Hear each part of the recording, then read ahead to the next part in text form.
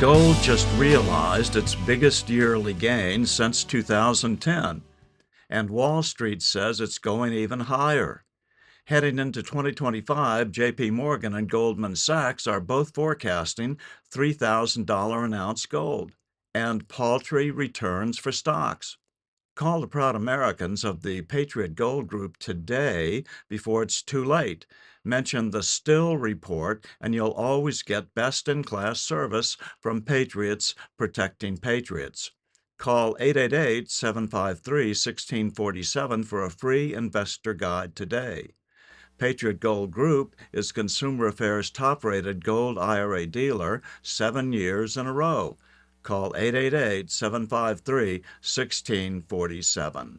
Florida, and many of them, I think, could have done a good job. But the final criteria I used was, because you can say all those things and say you stand for it, I wanted somebody with a demonstrated record of delivering results on those important issues. Talk is cheap. We need people that have demonstrated fidelity to these principles with their actions. So that is why today I'm proud to announce that I am selecting our Attorney General, Ashley Moody, to serve as our next U.S. Senator.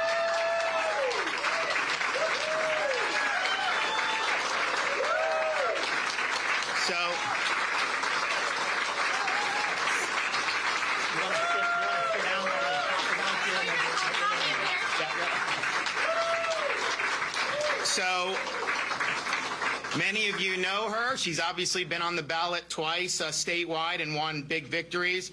She's honorably served our people as her time as Attorney General over these last 6 years. She's a fifth-generation native of Plant City, Florida, in the Tampa Bay area, and even was named queen of the famous Strawberry Festival back in her youth. She's a triple Gator graduate of the University of Florida.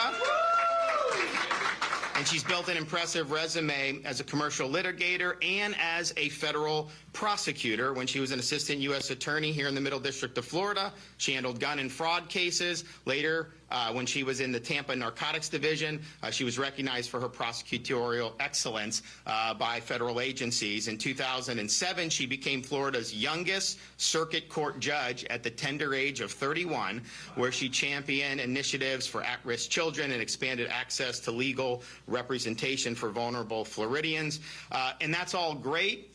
But really where the rubber heats the road is once you get an opportunity to serve statewide in the state of Florida and be the Attorney General, are you just biding your time, or are you making the most of it to deliver big things for the people that sent you there?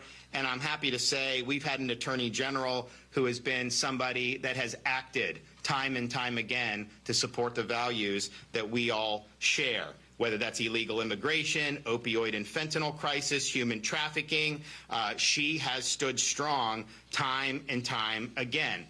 Most recently, in this past year, filing lawsuits and joining lawsuits to take on the weaponization of law enforcement that targeted then-candidate Donald Trump. She took on Jack Smith for his politically motivated persecution of the former president, fought back against the rogue Attorney General of New York for her politicizing justice, led the Florida investigation into the second Trump assassination attempt in Palm Beach, even as the federal government continues to try to block her efforts.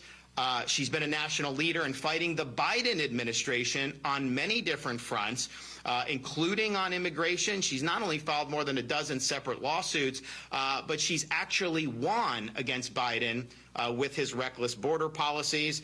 She's demanded appropriately the impeachment of Alexander Mayorkas and the designation of Mexican drug cartels as foreign terrorist organizations.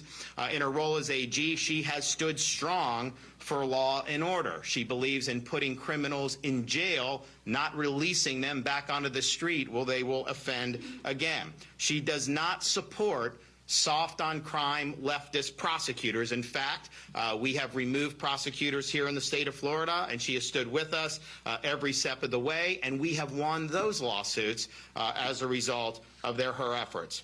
She's also rejected DEI, ESG, gender ideology, and supported our efforts to ensure Florida's education is free from impositions of the radical left. When COVID was raging, few were willing to stand up across this country. We in Florida established our state as a beachhead of liberty, as the free state of Florida, and she was with us every step of the way. We beat the Biden administration that had continued to keep our cruise lines closed, and we liberated the cruise industry because of her lawsuit. We also beat Biden on the employer vaccine mRNA mandate, which was going to have people lose their jobs if they didn't take this shot that many people didn't want. So her efforts were really critical in achieving those success for medical freedom. She was also a staunch opponent and helped us defeat Amendments 3 and 4 in the most recent November election.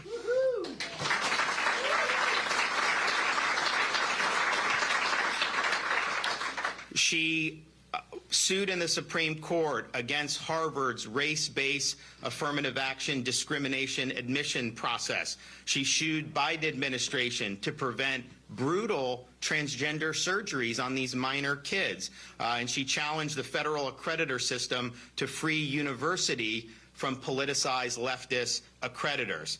She's also fought to strengthen the security integrity of our elections here in the state of Florida, which we treat very significant. She has led prosecutions of voter fraud cases against illegal aliens who voted here in the state of Florida. She's also supported other states as they attempt to secure their election systems, including in Virginia, where she urged the Supreme Court to uphold their removal of illegal aliens from the voter rolls. When it was revealed that FEMA aid workers under President Biden discriminated against Trump supporters who were impacted by last year's hurricanes here in Florida, she filed a federal civil rights lawsuit against those who were responsible, and Florida still remains the first and only state to hold these people accountable for their political discrimination. She's an outspoken proponent of the state of Israel and has battled against anti-Semitism in the business world, academia, and even taken on the United Nations, which she has pledged as a senator to defund once and for all.